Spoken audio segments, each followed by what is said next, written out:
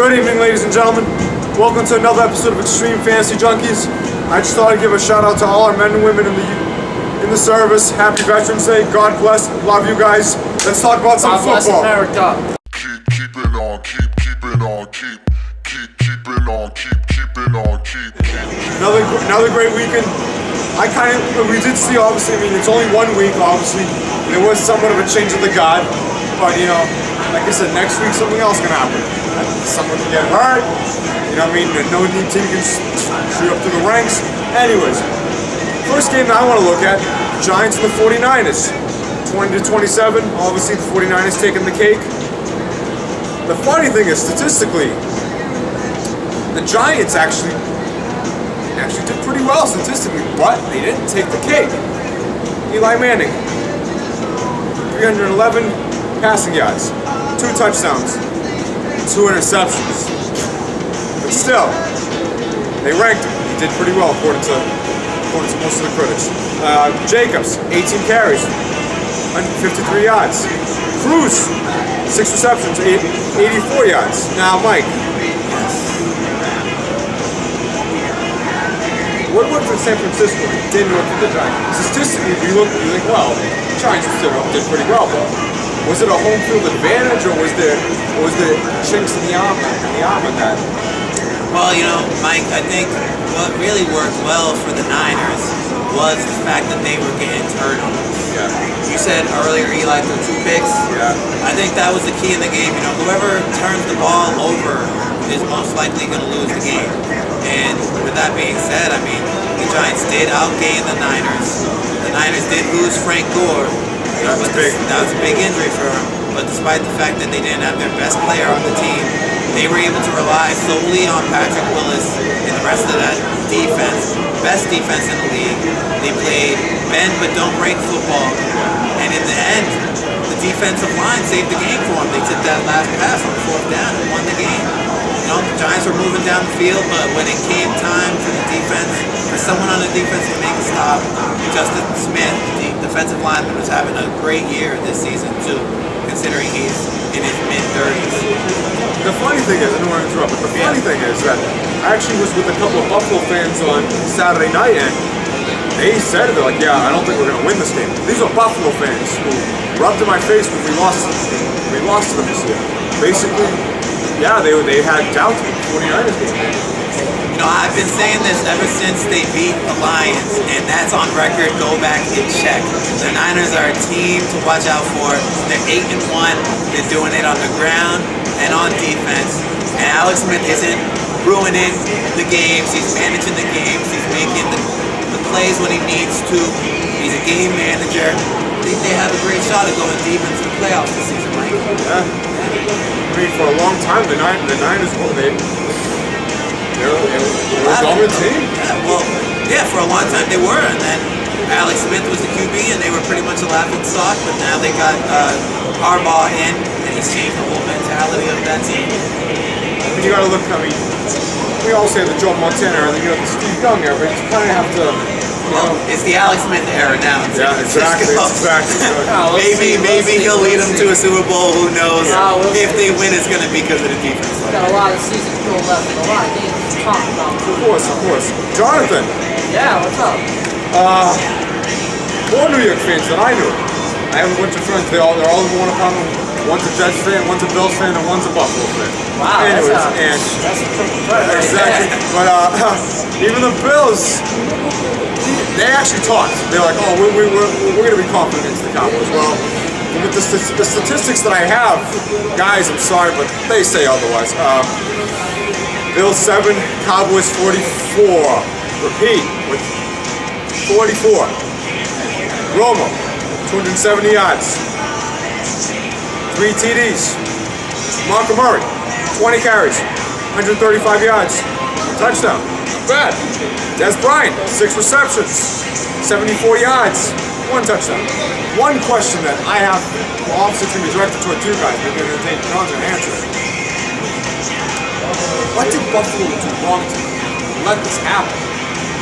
Well, let me ask you a question a bit of a different way, actually. I'd rather talk about what the Cowboys have been doing right more than what the Bills have been doing wrong, because you can call a blowout if you want, but it's clearly obvious right now that the Buffalo league is just not in sync with each other. And the other big part of the Bills' struggles has to do with Fitzpatrick. And a lot of people might sit there and think, no, he's going to bounce back. I got him on fantasy. I see his numbers. But the thing is, the point of it is that he likes to throw the deep ball. And he was good with it at first. A lot of teams weren't picking up on it quite yet. They were trying to still get out of the lockout mode. It becomes repetitive. But once it becomes repetitive, yes, exactly. Once it becomes repetitive, they figure it out. Once you take that away, Fitzpatrick, he's stuck trying to throw a short ball. There's no Tom Brady mix like that. Can't do wrong and short. There's no Aaron Rodgers mix like that. So right now, that's kind of what's going wrong with the Bills. They don't have any new schemes to bring the picture. But what the Cowboys are doing right, one guy, guys, Marco Murray. Once he came through and showed up, and he became what is essentially the future back of that team now. I mean, count out Felix Jones, count out anyone else behind Marco Murray at the moment. I mean, he's changed the whole dynamic of that team. If you go back a couple of years ago where Romo, go back as many years as you want, but I thought about it today, and a big part of the reason that Romo wasn't he's good numbers-wise, but not as good enough to win the championship was because he was put on too much of the time to throw the ball away. And now with DeMarco Murray in the picture, he's got someone to take that pressure off, which makes his life a little easier.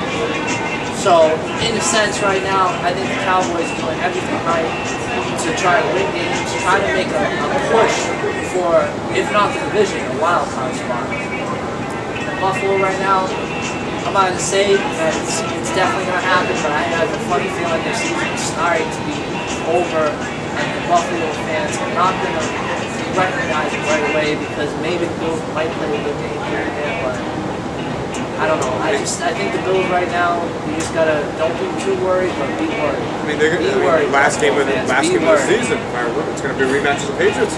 I mean, even a Buffalo fan today that shops at the store I work out is saying he thought the same thing. He's a hardcore Buffalo fan, but he likes the Patriots. So yeah, it is what it is. But I mean, once it's hitting the Buffalo fans, that's a bad sign. It's like they're always used to losing, but they're not used to panicking about losing. yeah, like you said.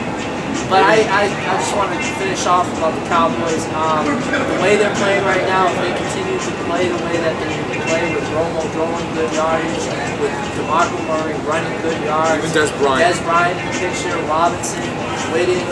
I mean, Cowboys, they could look like a threat if they keep up the consistency and they play well and they play to win.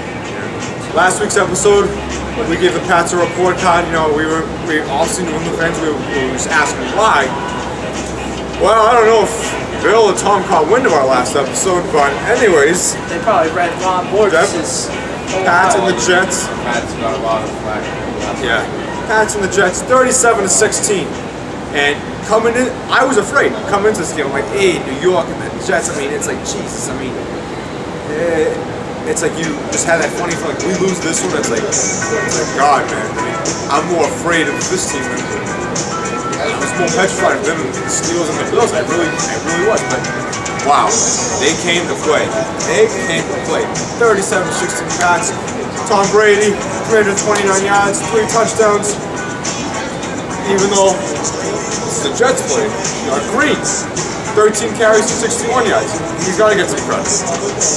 He was definitely, statistically, he did pretty well for that game. Now, back to the Pats. My man, Rob Gronkowski. 8 receptions, 113 yards, and I'll say 3 touchdowns. But it was actually, I'll say 3. We can dispute that. We can dispute that. Right. Now, what did the Patriots and Bill Belichick do in order to stop the drive of Sanchez and Rex's minions? Well, I'm not gonna make no threat about this. The most important stat of this game was that on Tom Brady's line. But the props goes to the Patriots offensive line, and that's Brady being sacked 0 times.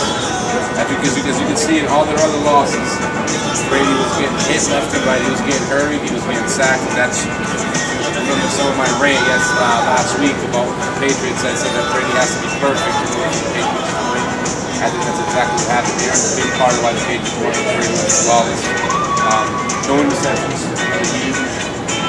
A huge stat line for the Pats. I believe it's a combination of that, but surprisingly, huge factor in why the Patriots were able to win at such a convincing way. I mean, if you really pay attention to the game, the score gives it no justice. The Jets never seemed good enough. They always seemed like the team that was going to finish in second place. And the Patriots always just seemed more determined, crisper, completing big plays, you know, surprising considering how they haven't played, haven't played. But Andre Carter, 4.5 sacks. You know, Patriots record. Patriots Wow. record. That's another Yeah, big he reason. Beast of it.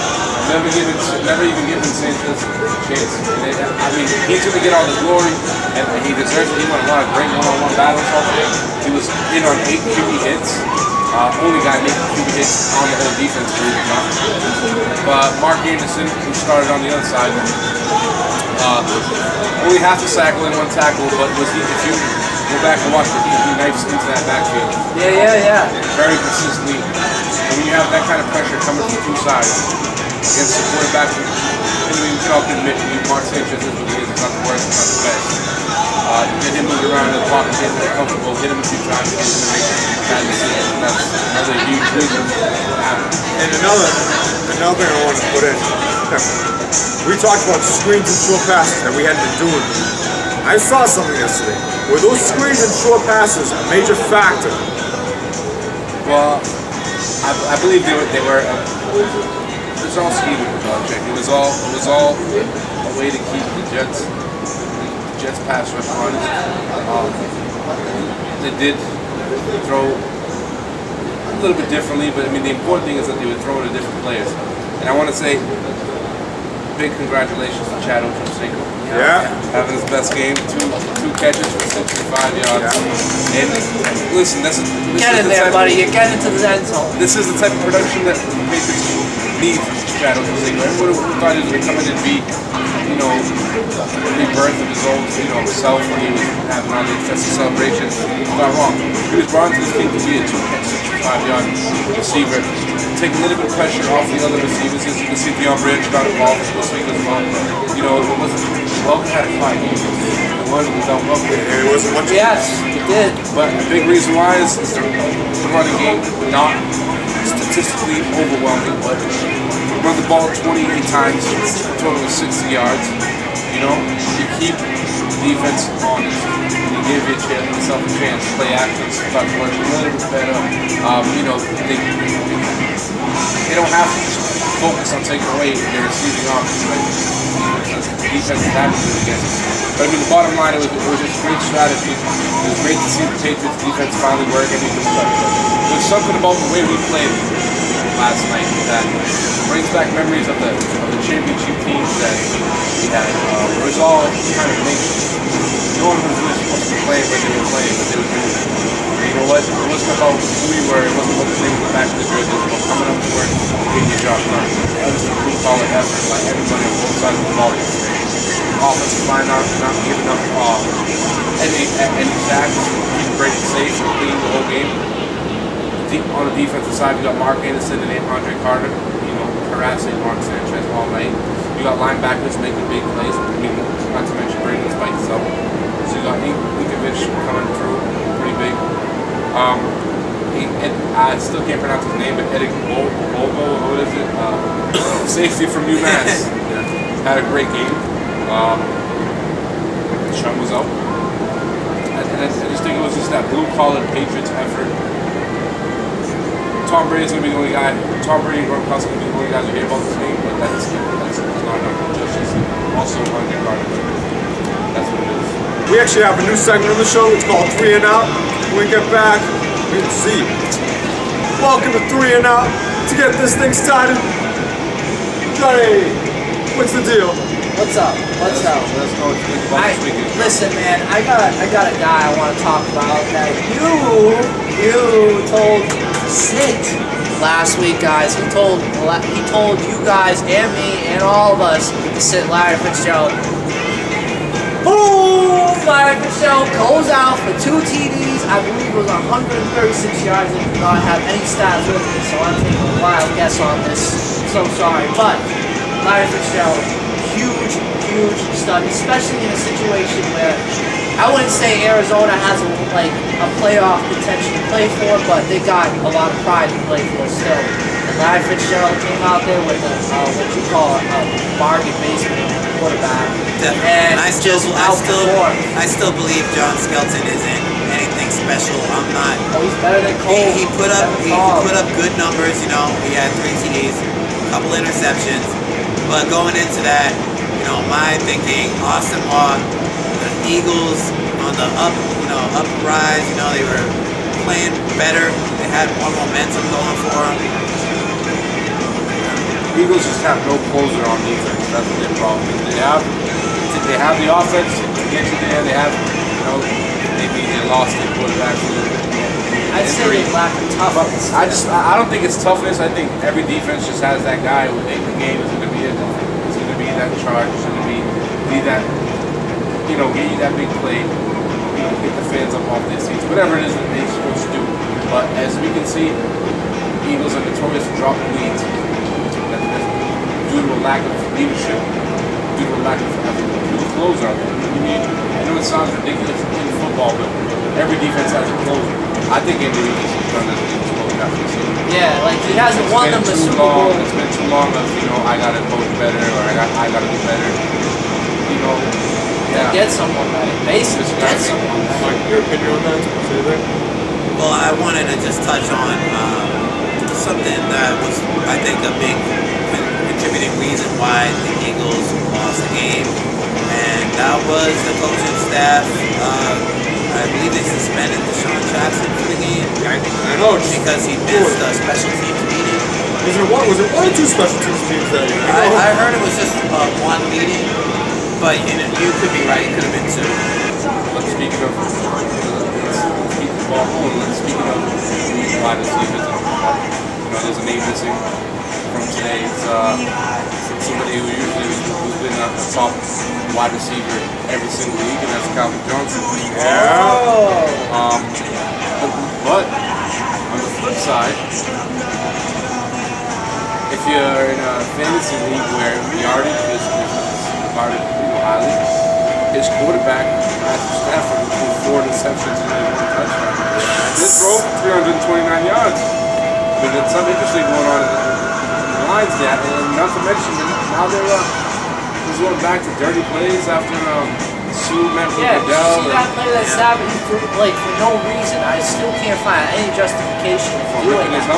Because the dude who got the interception, I don't remember the name, but the guy who got the interception off, and Stafford was just doing his job. Stafford should at least respect that and that young ignorance attitude. You guys are right. It does go back to the coach. The coach is the center. I still like the fact they bring that to a game, but at the same time, I don't think it's justified to bring it into a physical aspect. Bring the swagger, don't turn it physical. I just feel like if you're gonna bring that out, don't do it when you lose, because then you don't look like a bunch of bad guys. You look like some which goes back to our discussion that we had, and now it's becoming more justified. You have 3 different instances of this now. Yeah. Like I said back then, to be a good winner, be a good champion, you have to learn how to become a good loser. And the thing is too, even in life, you can make that comparison to life. If things don't go your way, it's much worse to sit there and kick and scream about it, because people are going to look at you like, you know what, this person really does have some issues, and it reflects upon your character. It really does. And sportsmanship-wise, silence is golden sometimes. Definitely. But you know what? Let's just put the sportsmanship issue aside and really look into this game. The Lions and Matthew Stafford threw the ball 63 times against the Bears. And granted, they're trying to come from behind. But how big of a factor is not having a healthy best as their running back killing the Lions right now? We knew this was going to be a factor. You do need running game. I That's true. I think balanced some teams attack. do, though. I think the Cowboys is one of those teams. You need a balanced attack to make it in the NFL. Is that correct? Yeah. Right? Do you guys agree with that? I do. So explain Denver. Hey, Tebow does it all. Ah. He might as well throw the ball to himself. Tebow had horrible numbers. Horrible. He had horrible stats. Okay, fantasy numbers, he had 19 points. I understand 19 that. is He not had a rushing bad. touchdown and a passing touchdown. The that Denver Broncos really- will never win a Super Bowl until Tebow is quarterback. No, they won't. That's absolutely right. At He's what not. point does Tim Tebow wake up and look in the mirror and say, Not by himself. if the not team by himself. is running the ball 55 times, you know what that's, I don't care about, throw the stats out the window, except for the fact that the team is running the ball 55 times. What do you say to yourself for Tim Tebow? They don't trust me. Hold on though. They ran the ball. They don't trust me They to ran throw the the ball ball. that much because it worked against Kansas City. If it didn't work, obviously they would rely more on Tebow. Maybe Tebow just talks to God and God tells him that he's great no matter what. Tebow's Well, his mom loves him, like I've said in Yeah, every episode. exactly. Tebow faces a decent He's pass very rush. He's religious. supposed to be a quarterback and he does horrible. Tebow is probably NFL's most expensive ball handler offer, tailman. I don't even know what to call him what his position was yesterday. I know he rushed a little bit. He's a dynamic quarterback who can rush, but It worked though. it works. It worked against Kansas City. And Going forward, they won't be able to win. Right. It works. Throwing 8 times. But that has nothing to do with Tebow. That has nothing to do with coaching. And the reason why the Denver Broncos were able to do that, the best, I'm going to call them as one player, but it's a unit. The offensive line played ridiculous. To be able to rely upon that much, go open holes like they were, holding up off. I think the Denver offensive line just historically always been pretty huge. It was the real MVPs. I don't think Tebow had anything to do with. I mean, all right, he had something to do with it. He threw one perfect pass. I'll give him that. He accounted for all the points. He ran in the touchdown. He threw the touchdown pass. Right. And they're And he 3-1 with Hey, Tebow. listen. But all the dirty work in for between Christmas, that I makes think a we're football gonna get you a player Tebow was done jersey. by a running back in the offensive You got line. a lot of love for Tebow. I do. I think I for do got a lot of Christmas, love for this Tebow. dude should have a Tebow jersey. I'm definitely not eating pro. When you look at Always gotta when start. you look at the Oakland, San Diego game, which is Oakland, and like I said, we're on San Diego, but Oakland in general, with all the major shifts that happen here, a lot of people really haven't. They really haven't. I'm sorry, a lot of people weren't taking the Raiders seriously. There were even Raiders fans that had doubts. But I think that mindset that some of these teams have, thinking, oh, it's Oakland. It's like, no, it's not Oakland. No, I mean they're catching their rhythm. And I think Palmer's gonna put him over the top this I'm season. being pro on Paul. yeah, there's a lot of Raiders fans. I was a little serious with you about it. A lot of Raiders fans were being pro on Paul. Yeah, I You know, there's joke. little bugs and kinks that definitely be ironed out. You know, I think some people perceptions are the lack of chemistry there, playing time, Definitely. lust. But I think that once that's all ironed out, they're gonna have a pretty long offense. Well, let's see if McFadden hasn't been healthy, and Michael Bush has been the one enough. Oh, Michael Bush was on fire. 157 yards on the ground, 85 yards through the air, and a TD. Who do you guys think is going to be the number 1 receiver out there in Oakland? You think so? Yeah. It seems like Darius Hayward Bay. Palmer has a different favorite target every week. That happens. Before, I think when he's healthy, it's going to be a big contributor there. But I don't think the Raiders are dumb. They're going to stick to what works. The backs are still going to be the feature part of their offense. McFadden and Bush. I think Palmer just gets them like a nice little list that when they do these big throws, and they have more than capable receivers as they show week in and week out. Everybody else stepping up. Palmer brings them a vertical game, I think. Going along with some players and some situations going on, I think something that's happened a lot this week that we're not talking about is the injuries. Teams that suffer Injuries. I mean, Matt Schaub is now out for the season, and it stinks because guess who's coming back after the bye week? Andre Johnson. Go figure that one. They missed each other by a week, and Schaub, I think, was kind of suffering as a fantasy player, but that's due to the fact that Arian Foster has been so good. Yeah. The running game in general has been awesome. Well, yeah. So that's kind of unfortunate. Speaking of more of a football sense, yeah, I think that the Houston Texans. Is their season done? And Because now they're going with Matt Leinart. I don't believe this season's done. I think that their running game can definitely get them into the playoffs at least. Are they going to go anywhere in the playoffs if Matt Leinart's a quarterback? He hasn't started in 2 years. I don't believe. Remember, he started one game in Arizona and they got sick of it. Is this season done chasing the Super Bowl trophy? Yes. Is this season done as far as, winning fans over, making sure people know that they're a real football team? No. They'll make the playoffs. There's a lot of people that like the Texans. Their defense is playing really good. I like And their running game is playing really good. That's actually- We've all agreed that to win championships, you need strong defense, strong running game. Now, I don't think the defense is strong enough, but I do think they have an incredible running game. It's a fortunate injury. At some point, they're going to need, they're going to need him to make the perfect throw. They're going to need him to lead the perfect drive, make big completions. He has the receivers, but that's I mean, I've had a lot of fantasy owners who've spoken with me. Texans, they love the Texans. They like the Texans. And I stated in one of the very early episodes how I thought I'm still high on the Texans. I was very high on them. Yeah. But speaking of defenses and the Texans and defense winning championships, let's talk about another injury. Frank Gore. I don't know the extent to how serious it is. Well, that's not okay. I'm not Frank Gore. Is it going to be a nagging knee injury? That's a different story. So then we put him in the AJ Green status where it's not too serious. We just gotta see what happens. Or is Carey's going to be limited now for the rest of the season? Are they going to rely more on Kendall Hunter? Kendall Hunter, if they do, he could be the waiver wire pickup. If anything, you never know.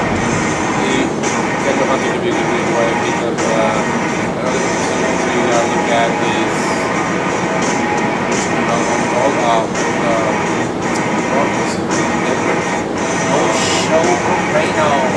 Joe Moreno's hurt. Liz McGinnis hurt. We got Ball starting there. He did pretty well. He had 92 yards on the ground. Not bad numbers, all things considered. And you got Tim Tebow running the ball When too. you run 55 times compared to 8 throws, you're going to lose that. Oh yeah. Even if you run 2 yards in the carry. But that's the thing though. But see, now leading into the next couple of weeks and into the rest of the season, that could be the interesting thing. Ball can have great numbers because Denver could rely on the run for the rest of the season. Well, Denver is going to rely on the run for the rest of the season. So I mean, that could reflect real well I on Ball. think the Ball emerges. They got Moreno, they got Gady. I think it's very interesting. It's interesting. Can you win football games in 24? Back to the original formula score. Already. Back at the Ravens when they won their Super Bowl with Trent Dilfer. How much throwing did they do? I'll tell you that. We're heading right into Smack Talk, just to let you know right now. We all love Smack Talk. It's definitely one of our best sections. But we have a special surprise for you. Starting next episode, we're going to call this stuff the Challenge. We're not going to give it away, but trust me, you're going to be excited. I'm telling you that right now. We're all excited right now. Awesome. You can't contain yourself, neither can I. So I'm going to take over Smack Talk this week. I'm going to take over Smack Talk. Oh. I'm going to throw out some things. Now, instead of making one Smack Talk subject, what I want is I want quick little tidbits. I want to know why you think a certain thing.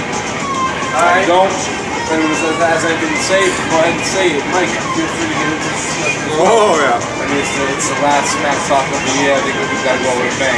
Go with the Smack Talk is supposed to be. It's a very controversial thing. Let's see what I write. So let's start it first. We talked about it a few weeks ago, and now we're going to do it now. It's the last chance we're going to have to make this bold prediction. I want to hear some bold predictions.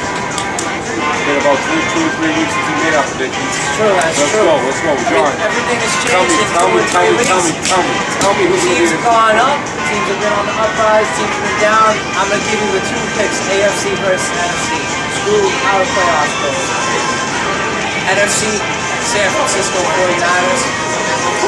I think that the mantra that defense wins championships does stand. I think San Francisco is one of those teams that could actually prove that to be right, like other teams have done in the past. But right now, San Fran is the team. I think they're the team that's going to really challenge Green Bay. Should Green Bay go against your predictions now? I'm going to go way out of bounds here. I'm going to make a risky pick. I'm going to say the Bengals. And I don't know why. But the Bengals, alright? You know what? You all hate it. Who cares? I like the Bengals. You know what? I like the Bengals too. Bayless didn't really disagree. He's like, you know what? He's like, they're top. Oh, I don't like all Skip good. Bayless, but Oh God! Skip, I'm sorry. Anyways, Sorry, Skip, if you're sorry, watching Skip. this. Love you, man. Anyways, I respect you. It's going to be the Packers versus the Ravens because the Packers, you know, they look like they're just an offensive team right now, but you still got Clay Matthews, you still got Charles Woodson, you got great defensive players on that team, and when it comes time for them to play big in a big game, step up. that's a big step up over teams like the Patriots who don't have anyone even close to a Clay Matthews or a Charles Woodson. So out of the NFC is going to be the Packers. AFC, I'm sticking with the Ravens all the way. We'll see about this week's game with the Bengals and the Ravens. You know what? Now, Who's gonna eat humble pie? Go ahead, Mike. what I wanted to see, I actually said at the beginning of the season, everyone looked at me like I was crazy. Well, I'm crazy, not because like Mike, it's too soon to say anything, but you know what? For the NFC, I actually want to see Green Bay. I really do. I want to see them return to a Super Bowl game. I really do. And who I want to challenge them? Who's that? Cats. I want to see 12 against 12. I want to see it. I want to see 12 against 12. I want to see whether it's gonna. I want to see whether it's gonna be a passing of the torch to another number 12, or whether it's gonna be, you know what? Like Indiana Jones said, you lost today, kid. But you know what? That doesn't mean you gotta like it. I love that movie. That's a good point, though. I like the battle of the 12s. Do you got a Super Bowl pick? I know. Yeah, he's got something on that's coming out of that. Oh, dude, you were in this past discussion. You got me in this now. You gotta pick out of the hat, man. Both of my teams. Both of my teams got bumped off after a few weeks of football. I'm gonna say that I have to shock some of you guys. I'm gonna go with the Patriots out of the AFC. I believe the Patriots are going to the Super Bowl out of the AFC. I believe that the Patriots are a dangerous team and they're the underdog. Because of everything that's happened, they're now going to be the underdog team and they're going to play the underdog role. You don't want the Patriots to be the underdogs. So every time they are the underdog, they end up winning. And out of the NFC, I have the Detroit Lions going to the Super Bowl. The Detroit Lions. Another team right now that's being crushed. That is. I think the defense is young, but I still think it's a very dangerous defense.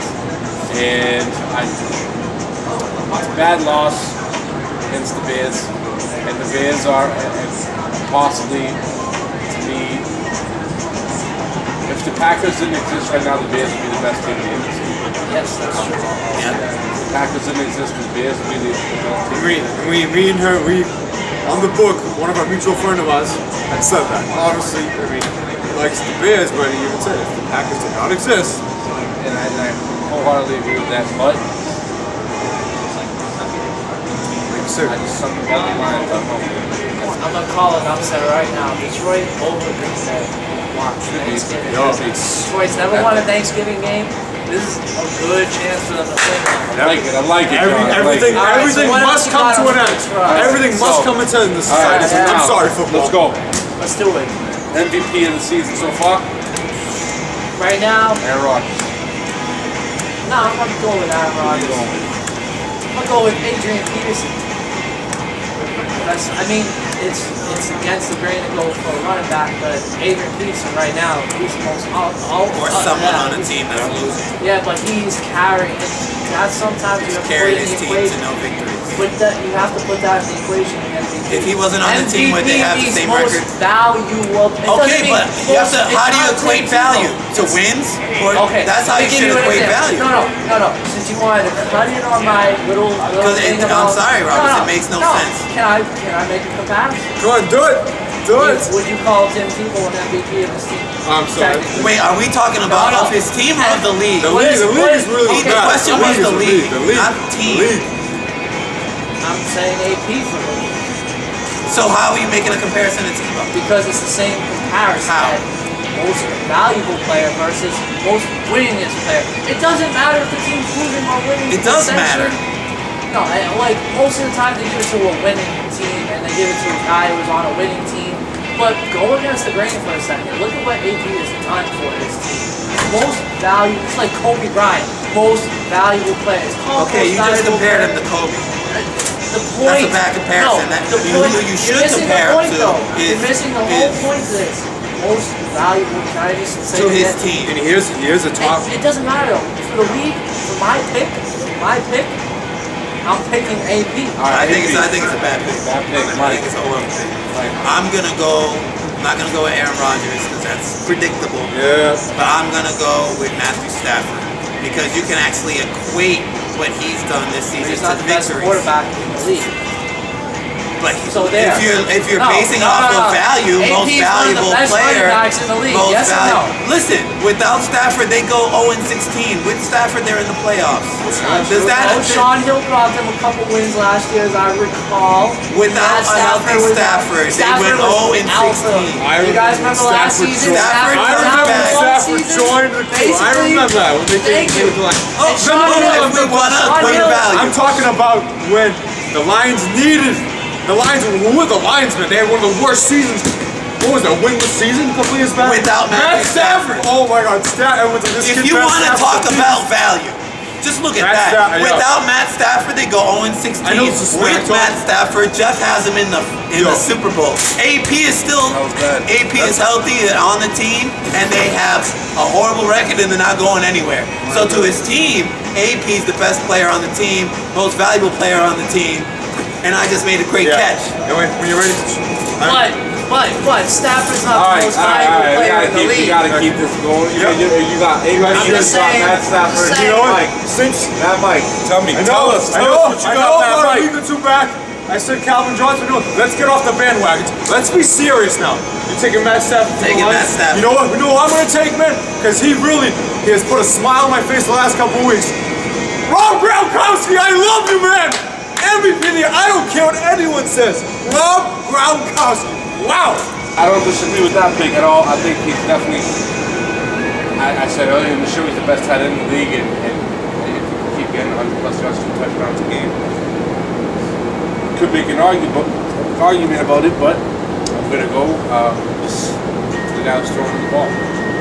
My pick is gonna be Tom Brady, just because I think Aaron Rodgers' lack of interceptions are gonna be one thing, but I think Brady has 7 easy games left.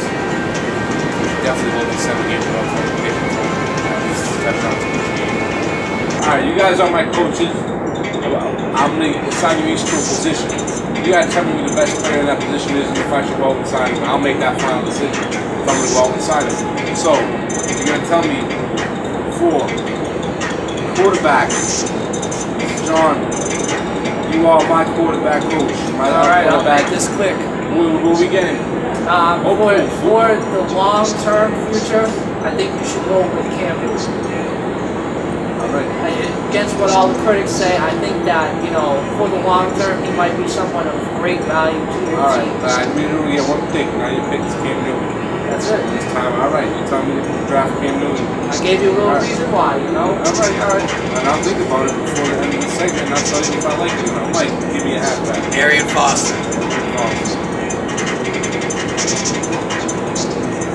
I hope I get that. Give me another halfback. Give me a taste back. Give me another. Quarterback. First pick. Andrew Peterson.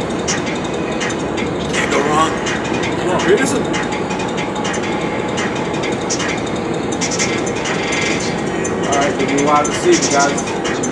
Megatron! That's my pick. Can it be a tight end position, receiver, or just strictly receiver? Alright. Gonna get to the tight end. Alright, if we're looking Number 2 receiver. just at receivers, I'm gonna say Greg Jennings.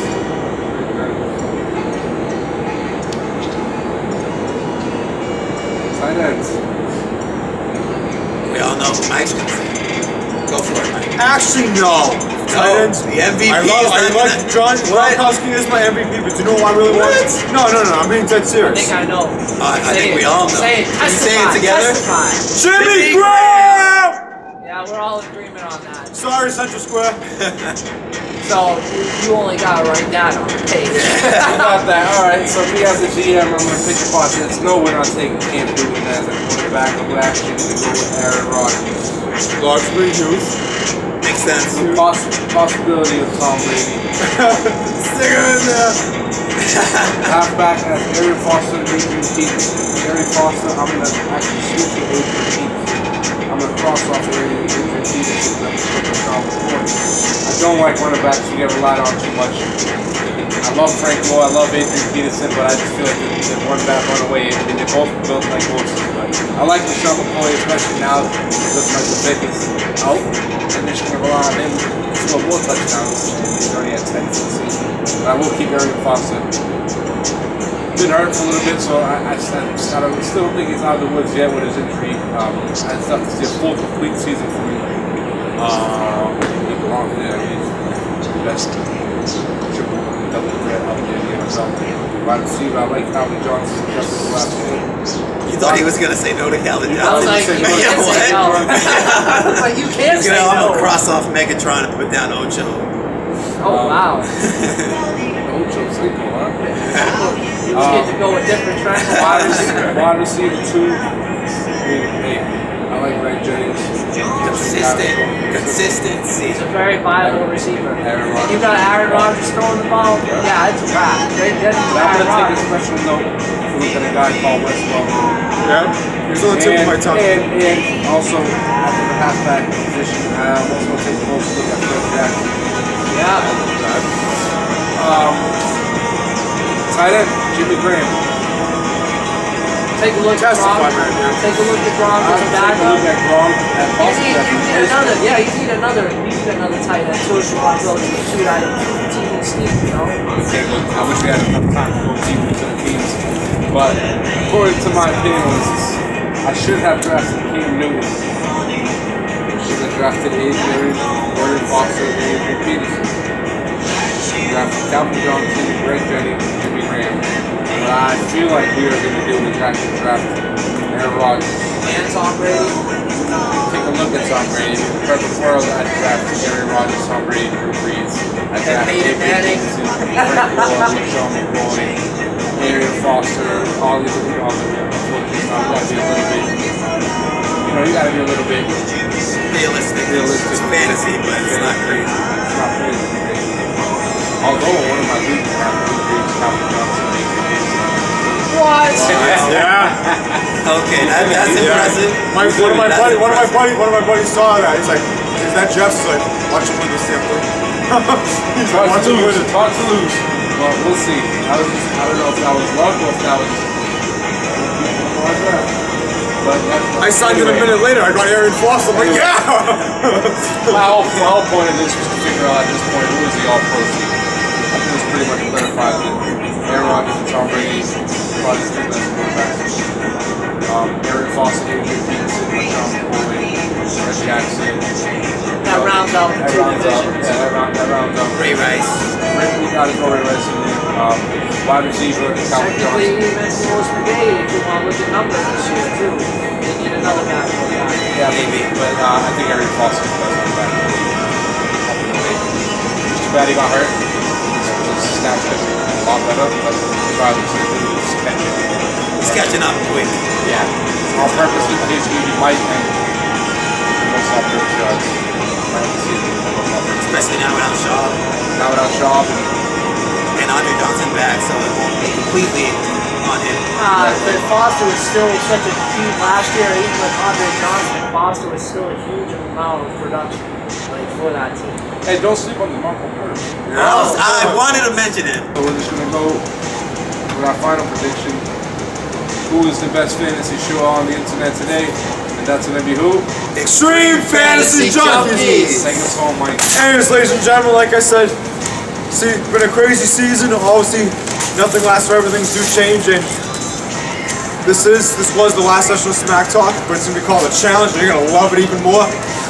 You can catch us at Extreme Fantasy J at Twitter. Catch us at Facebook at Extreme Fantasy Junkies Facebook page, and at Gmail, extremefantasyjunkies@gmail.com. Like I said, happy Veterans Day to you guys. Thank you so much. God bless you. Look at how easy it is to beat Tim Tebow. Yes. Like I End said, of the night on ladies and Tebow. gentlemen, thank you so much. J.R. John Roberts, Thank you. Mikey Z, my ace in the hole. Thank you, Mad Mike. Jeff, the real truth. You gotta say the truth, because the truth hurts.